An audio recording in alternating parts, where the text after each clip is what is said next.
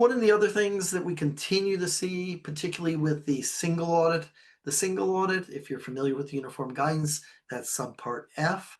Um, Single audit is something that any grantee who gets more than $1 million in a fiscal year from the federal government, and that includes student aid that goes through you. So it's pretty much every higher ed institution, and it's not for profit, states, tribal governments. Uh, if you in your single audit, you engage an auditor to do that. And in higher ed in the big schools, they're all typically with one or two firms of the big four audit firms. And what we're seeing with those firms is they tend to have what they call a center of excellence for single audits.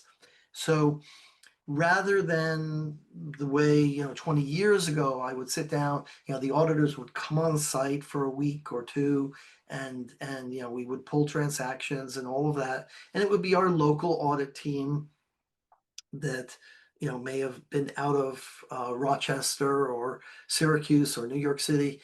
They'd come and go on site. And Roseanne would have seen, the ones out of Boston or wherever that would have come on site. Over time, of course, and then accelerated by the pandemic, auditors no longer typically come on site. They're doing this with, you send stuff in, you upload it. It's when you meet over Zoom or whatever. But now it's not necessarily your local audit team who does a lot of that work, especially the back office work.